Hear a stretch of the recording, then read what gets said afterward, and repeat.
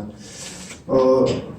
작년에 저희가 2018년도에 저희 센터에서 경남 시민내활관질환 센터에서 국민건강보험공단 청구자료를 이용해서 발생률을 좀 산출했습니다.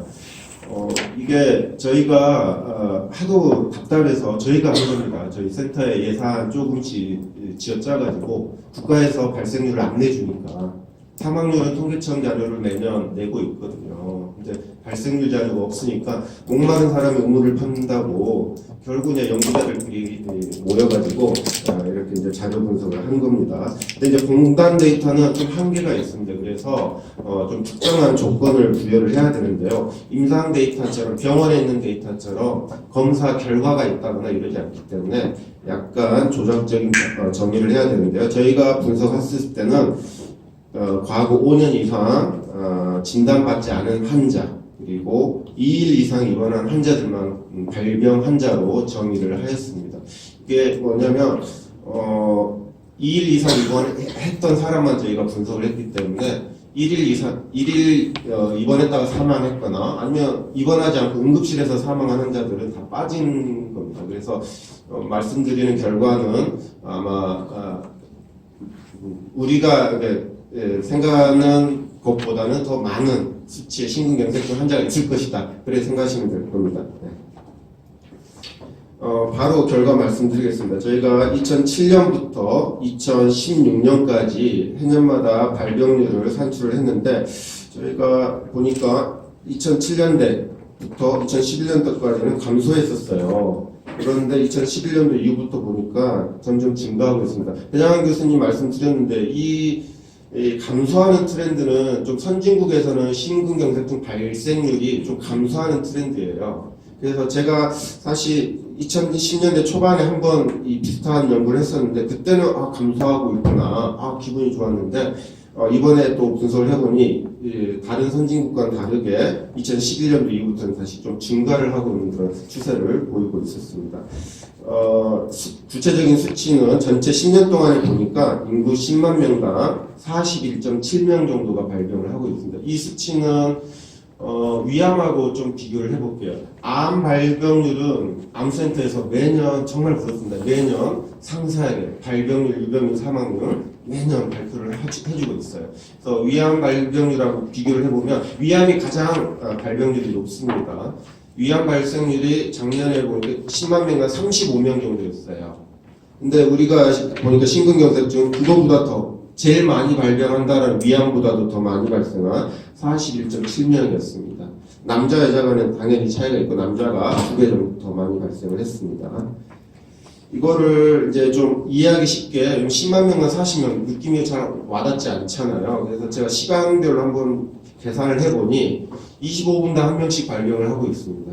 그리고 하루에는 59명 정도가 발병을 하고 있고 1년에 보니까 한 22,000명, 25,000명 정도 계속해서 꾸준하게 발병을 하고 있고 이 추세는 점점점 더 증가를 하고 있는 그런 추세입니다. 그러니까 앞으로는 25분이 아니라 20분 만에 15분 만에 한 명씩 또 발병을 하고 있겠죠. 그리고 처음에도 말씀드렸지만 이건 2일 이상 입원한 환자들이에요. 그러니까 병원에 와서 그래도 괜찮고 생존 가능성 있는 사람들만 분석을 한 거니까요. 그러니까 현장에서 죽거나 병원에 왔어도 빨리 죽었던 사람까지 합하면은 훨씬 더 많이 발병을 하고 있다라는 그런 겁니다. 네. 저희가 전체 발병률 말고도 광역 시도별 17개 광역 시도별로 지역별 발생률을 산출을 해봤습니다. 근데 보니 가장 높은 지역이 대구 지역이었고요. 10만 명 50.3명. 가장 낮은 지역은 세종이었습니다. 약 1.7배 정도의 발생률 차이가 있습니다. 그리고 또 지도로 놓고 보니까 이게 영남 지역이 아까도 어떤 축사로 말씀드렸는데 이 영남 지역이 사망률도 높지만 발병률도 높아요. 이거는 이제 한 해 두 해 얘기만 그런 게 아니라 이게 과거 제가 전공할 때부터도 이 문제가 계속 대두돼 있었단 말이에요. 2000년대 후반부터. 그런데도 아직까지도 이게 제대로 해결이 되지 않고 원인도 아직도 잘 몰라요. 지금 10몇 년이 이런 상태로 지나가고 있는데 어쨌든 발병률도 보니까 영남 지역이 특히 대구 지역이 가장 높았다. 라는 걸 알 수 있었고, 그래서 저희가 사망률도 이 지역이 높네, 발병률도 높네, 이런 상관성을 한번 비교를 해봤어요. 이 X축이 발병률이고요. 이번 우리가 분석했었던 발병률, 또 Y축은 허혈성 심장질환의 사망률입니다.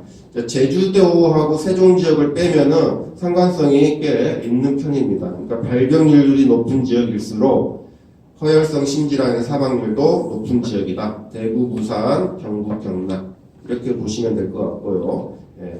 반대로 낮은 지역은 당연히 낮은 지역은 서울, 충남 이런 대전 쪽 지역이 좀 낮은 편입니다. 근데 여기에 좀 특이한 지역이 하나 있어요. 제주도가 좀 특이합니다. 제주도는 발병률이 높은데 사망률은 상당히 낮거든요. 허혈성 심질환 사망률이.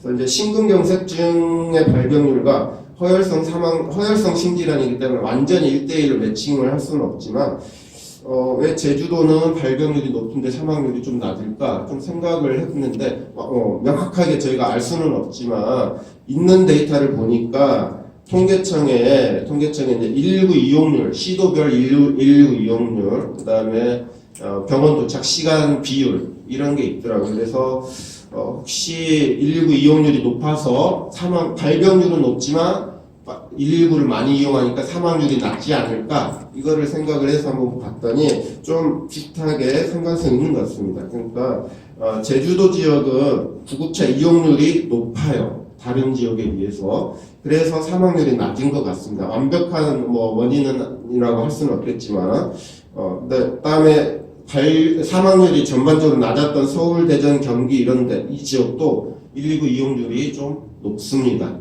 그래서 발병은 많이 하더라도 119를 많이 그러면 사망률이 좀 낮을 수 있겠다. 그런 거를 우리가 알 수 있겠고요. 이 자료를 통해서. 통계적인 수치로 보면 상관성은 아주 높지는 않지만 0.38 정도면은 어느 정도의 상관성이 있다. 119 이용률이 높으면 높을수록 사망률은 낮아진다. 이렇게 얘기를 해볼 수가 있습니다. 119 이용률이 높으면은 당연히 빨리 병원에 도착을 합니다. 그래서 병원에 도착한 60분 이내에 도착하는 사람들이 얼마나 있을까? 빨리 도착하면 사망률이 낮겠죠. 그런 관계가 있으면 제주도가 발병률은 높지만 사망률은 높은 걸 좀 설명을 해볼 수가 있어서 그걸 봤더니 역시나 제주도가 119 이용률도 높고요. 60분 이내, 그러니까 빨리 병원에 오는 사람들이 많다라는 거죠. 그리고 서울, 대전, 충청도, 충남, 충북, 경기 이 지역도 많이 빨리 옵니다, 병원에. 네, 그래서 관리 방안에 대해서 말씀드리면 지금 얘기했던 것들을 관리 방안으로 옮기면 될 것 같아요. 일단 먼저 매년 5년마다 국민건강 종합증진계획이라면서 복지부에서 발표를 합니다. 우리나라 국민들의 건강을 증진시키기 위해서 어떤 일을 할 거고 목표는 어느 정도 설정하고 그 목표를 달성하겠다. 매년 이렇게 발표를 합니다. 매년에 5년마다 한 번씩 발표하죠. 발표 내용 중에 보면 항상 이 부분은 빠져 있어요. 발병률을 모르니까 발생률을. 사망률이나 치명률 이런 것들이 있는데 이 자료를 이게 한 해, 두 해가 아니라 한 10년, 10몇 년 동안 산출을 하진 않고 있어요. 그래서 사망률, 유병률 산출하는 것처럼 발생률도 산출이 돼야 된다. 심근경색증. 물론 건강보험공단 2차 자료 같은 걸 이용을 하면은 할 수는 있어요.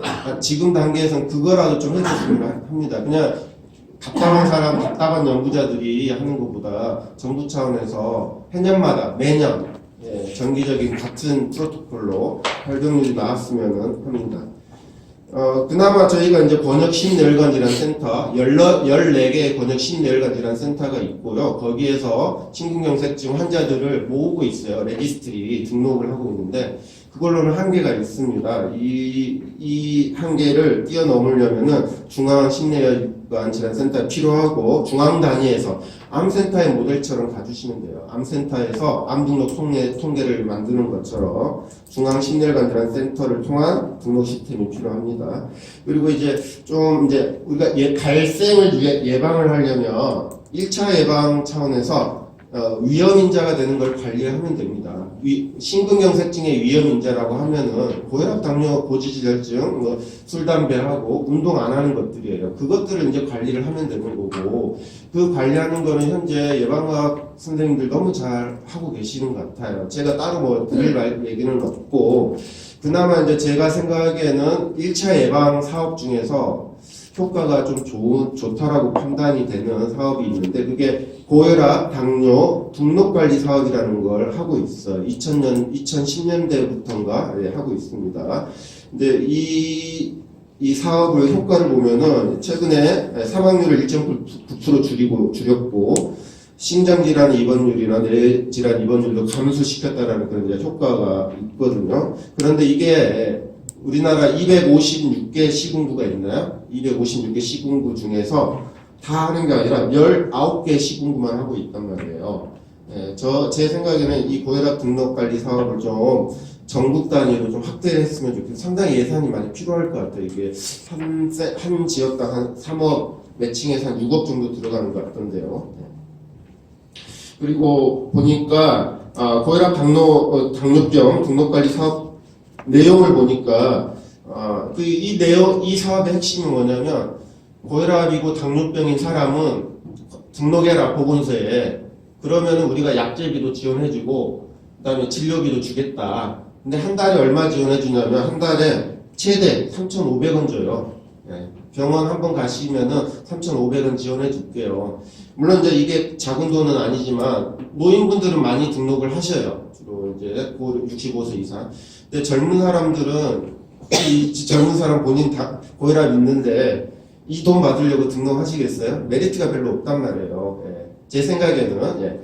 그래서 제가 생각하기에는 이런 이제 현장에서의 약제비 지원보다 등록 관리를 했었을 때 그 사람들이 나중에 심근경색증에 걸릴 수 있어요. 이 사람 등록 관리 한다고 안 걸리는 건 아니고, 심근경색증이 걸리거나 뇌졸중이 걸렸을 때 그 병원비를 좀 지원을 해주는 사업을 좀 바꿨으면 하는 생각이 있습니다. 실제 저희 병원에 오는 환자들 보면요, 병원비가 좀 부담이 되고 없어서 사회복지 상담을 하시는 분들이 꽤 많아요. 그런데 상담은 100명을 하는데 실제 지원을 해주는 분들은 한 10%, 20% 정도밖에 저희가 지원을 해줄 수가 없어요.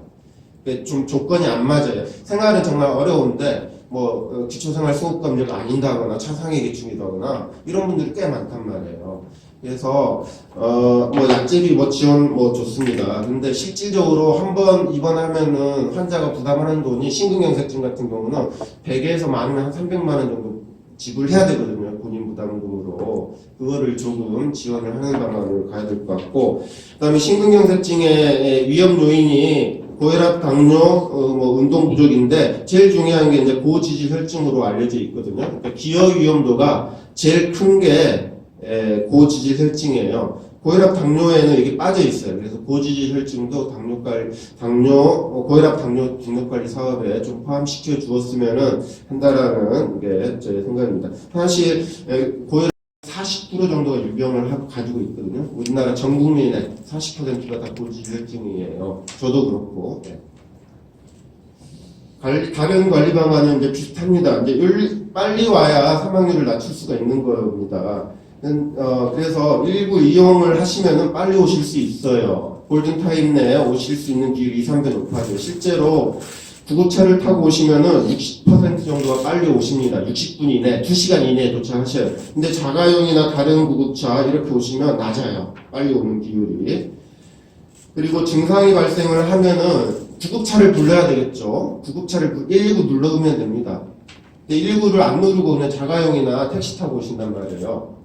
보니까 한 30% 정도만, 환자가 100명이 왔으면 30명 정도만 구급차를 타고 오고 나머지는 택시나 자가용 타고 오셔요. 이게 홍보가 좀 잘 안 된 것 같아요. 이거는 가능한 택시나 자가용이나 구급차를 타고 오는 게 특히 시골 지역 같은 경우는 더 필요한 내용입니다. 그래서 이거를 높이기 위해서는, 구급차 이용률을 높이기 위해서는 가능한 대국민 교육이나 홍보가 필요하다는 생각이 듭니다.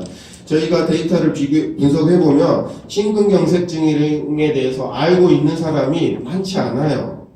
우리나라 사람들이 고혈압, 당뇨, 고지혈증은 좀 많이 아시는 것 같은데 심근경색증이 무슨 병인지 아세요? 물어보면 잘 모르시는 것 같아요. 제 옆자리에 앉아있는 통계연구원이 있거든요. 석사 마친 그 고학력 친구입니다. 제가 한번 물어봐서 너 심근경색증이 뭔지 아냐? 모른대요. 네. 자기가 의학 통계를 많이 했던 친구인데도, 네. 물론 모르겠어요. 이제 전국적으로 조사는 안 해봤지만, 그래도 고학력 이 친구 정도면 알겠지. 관상동맥이 뭔지 알아? 모른대요, 그것도. 혹시 아십니까? 이 자리 비의료인들은? 잘 모르시는 것 같아요. 이걸 좀 홍보를 해야 돼요. 그리고 빨리 와야 된다. 그리고 119를 눌러야 된다. 이런 걸 좀 많이 홍보를 해야 되고 알려야 될 것 같아요. 우리 그래서 권역 심혈관질환 센터에서도 자체적으로 홍보 사업 많이 하고 하는데 이게 한계가 있습니다. 14개가 조금씩 아주 코 묻은 돈 모아가지고 하는데 예산도 좀 부족하기 때문에 퀄리티도 떨어지고요. 지속적으로 하기에도 힘든 부분이 있습니다. 또 이제 아까 배장환 교수님도 얘기해 주셨는데 다른 병원을 거쳤다 오면은 큰일 납니다. 심근경색증은. 그러니까 치료가 불가능한 병원. 그러니까 순환기내과 교수가 없다거나 그다음에 시설 장비가 안 되어 있는 그런 병원으로 가면은 아주 늦게 오고요. 사망률도 높습니다. 실제로 봤더니 다른 병원에 거쳤다 오면은 골든타임 2시간 이내에 도착하는 비율이 3배, 4배 가까이 높아져요. 그래서 치료가 가능한 병원으로 이송을 해야 되고요. 그러려면은 홍보 사업이 많이 필요하고, 앞에 얘기 드렸던 대국민 홍보 교육 캠페인 사업이 필요할 것 같습니다. 그리고 제가 생각하기에는 저희가 동아대병원하고 저희 경상대학교 병원이 119 구급차 내 심전도 웹 전송 사업을 좀 시범적으로 하고 있어요. 이게 뭐냐면 구급대원이 환자를 싣고 현장에서 EKG를 찍으면, 심전도를 찍으면 그 심전도가 당직의사의 스마트폰으로 바로 전송이 되도록 하는 사업이에요. 그 전에는 일일이 카메라로 찍어가지고 이미지 파일을 보내줬단 말이에요. 그러면 이제 퀄리티도 떨어지고 판독도 잘 안 되기 때문에, 그래서 이 사업을 했었는데 이 사업을 좀 확대했으면 좋겠습니다. 저희가 동아대하고 저희만 하고 있는데, 근데 이거는 정부 차원에서 좀 해야 될 것 같아요. 저희가 조그만하게 경남 차원에서 하니까 문제가 뭐가 발생하냐면, 경남 소방본부에서 협조가 안 되면은 이게 안 돼요. 경남 소방본부하고 우리하고 협조를 해야 되는데, 정말 우리는 내년도에 이 사업을 더 확대하려고 계획을 하고 있었거든요. 저번 주에 소방본부에서 담당자가 저희 병원에 왔어요. 저는 내년도에 우리 사업 확대하자. 저는 기쁜 마음으로 얘기하려고 했는데 갑자기 자기네들 나름대로 무슨 사업을 한대요. 그래서 우리 사업을 도와주기 어렵다라는 이런 얘기를 하는 거예요. 그래서 저희가 내년도에는 이 사업을 좀 못할 것 같고요. 그것과 관련해서 제가 이제 생각하기에는 소방청에 되어 있죠. 119 구급대가 소방청 조직으로 되어 있잖아요. 우리가 119 전화하면은 80% 정도는 구조나 구급 전화라고 합니다. 출동하시는 게 거의 대부분이 구조 구급 업무예요. 소방청의 업무 중에. 그런데 비전문가들이 그 구급대원을 이루고 있어요. 2급이나 비전문 자격증이 없으신 분들이 구급대원으로 활동을 하고 계시고 있습니다. 그리고 제가 중앙응급의료센터의 사업들을 보면은 항상 이렇게 협조라고 돼 있어요. 소방청에. 항상 협조. 이게 협조가 안 되면 이 사업이 안 되는 거죠. 왜냐하면 구급대원들 다 소방청에 속해 있으니까. 제가 그리고 다는 찾아보진 않았는데 미국이나 캐나다나 영국이나 프랑스 이런 데를 보니까 119 구급대, 불 끄는 소방요원 말고요. 구급대원들은 독립적인 기구이거나 복지부 소속의 직원들이더라고요. 우리처럼 소방 업무를 하는데 같이 하진 않아요. 일본하고 홍콩은 우리랑 비슷해요. 소방 업무 하는 이제 조직에 같이 포함이 되어 있었는데, 그래서 저 생각에는 이걸 좀 분리를 했습니다. 내년도 4년부터 국가직으로 된다면서요. 이게 가능한지 모르겠습니다. 의원님들 좀 힘을 써주시면은, 저만 이런 게 아니라 제가 찾다 보니까 국민청원 게시판에 이렇게 올라와 있어요. 소방청은 구급대원에 관심이 없으니 우리 독립시켜주세요. 누가 썼는지는 제가 모르겠습니다. 근데 청원 게시판에 있더라고요. 이렇게 2만 명인가 뭐 기준은 넘기지 못했었는데, 그 내용이 이제 저랑 비슷한 거예요. 주된 업무가 자기네들은 구급대원의 주된 업무는 병원 환자 이송이다. 환자 관련된 업무다. 근데 왜 이쪽에 있느냐. 그리고 소방서 관련, 소방 업무 하시는 분들이 자기네들 무슨 조직으로 와서, 고위직으로 들어가 있는다. 이런 내용인 것 같아요. 비전문가들이. 네. 마지막인데요. 법적으로 좀 정비를 해야 되는 게, 1급 구조사들이 하는 업무들이 여러 가지가 있습니다. 예, 정맥 주사도 할 수 있고요. 포도당 주사도 할 수 있고, 그다음에 니트로그리세린이라는 혈압 강화제도 줄 수가 있어요. 근데 그거를 주기 위해서는 뭐가 필요하냐면 반드시 의사한테 허락을 맡아야 할 수가 있어요. 의료 지도라는 명목 하에. 근데 사실 의료 지도를 하는 거 보면은 별거 없거든요. 아주 간단한 시술이에요, 이거는. 이런 것들은 그냥 바로 할 수 있도록 좀 법을 바꿨으면 합니다. 저희들이 구조사와 의사들 간의 통화 내용을 녹음이 되는 사업을 하고 있거든요. 녹음이 되는 녹취록을 가지고 있어요. 제가 들어보면은 별거 없어요. 의료 지도라는 게 이런 환자 있는데 IV 라인 놓을까요? 라고 하면 그 의사는 뭐라고 하겠습니까? 네, 주세요. 그 정도밖에 안 해요. 의료 지도라는 게. 차라리 구급대원들 현장에서 간단한 것들은 바로 할 수 있도록 좀 법을 바꿨으면 하고, 그 다음에 심근경색증 같은 경우에 심전도 체크가 필수적인데, 이 업무는 못하게 돼 있어요, 또. 1급 구조사가. 예, 그래서 이 업무, 심전도 체크하는 업무를 좀 포함시켜 주었으면 한다라는 그런 생각이 있습니다. 네. 네, 여기까지